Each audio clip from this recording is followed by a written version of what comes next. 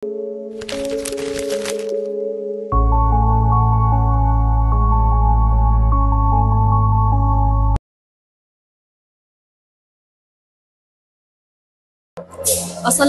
dan salam biru warna. Bersama saya Jana Mahmud melaporkan untuk Warkah Senandika. Hari ini saya berada di Dewan Bukit Kacik Ignatius Bank Rakyat Universiti Utara Malaysia bagi melaporkan sebuah persembahan teater musikal bertajuk Tahun Terakhir. Suasana di sini sangat meriah. Para VVIP dan para penonton hadir beramai-ramai bagi menyaksikan naskah yang mengetengahkan kisah kehidupan mahasiswa. Setiap babak disampaikan dengan penuh emosi melalui lakonan, tarian dan muzik yang memukau. Pementasan ini turut menggunakan pencahayaan dan latar bunyi yang menggamit perasaan, membuatkan penonton benar-benar merasai perjalanan watak-watak dalam kisah ini. Baiklah, bersama saya sekarang salah seorang pelakon teater musikal tahun terakhir.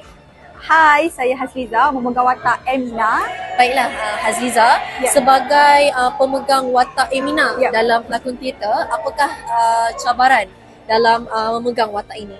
Kalau memegang watak ni, cabaran dia kita nak memahami watak tu sebab kita tak tahu dia orang ni siapa, Emina ni siapa kan. Jadi kita nak memahami watak tu agak susah. Wah, teater yang sangat menarik. Bersama saya, pengarah program teater musikal tahun terakhir. Baiklah, bersama saya, nama? Nama saya Haikal.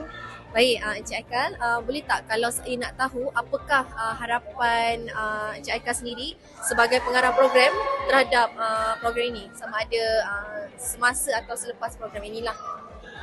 Semasa program, kami mengharapkan ia terus dikembangkan pada masa hadapan supaya mesej yang disampaikan mudah difahami.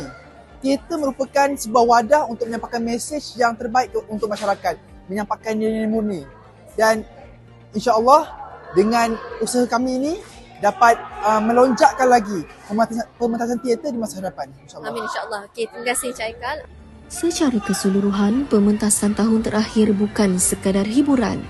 Ia turut menyampaikan mesej mendalam tentang cabaran dan perubahan yang dialami oleh mahasiswa.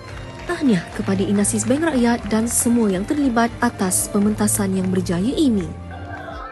Sekian sahaja laporan dari Dewan Bukit Kacik. Saya Jana Mahmud melaporkan untuk Warkah Senandika. Jumpa lagi di liputan seterusnya.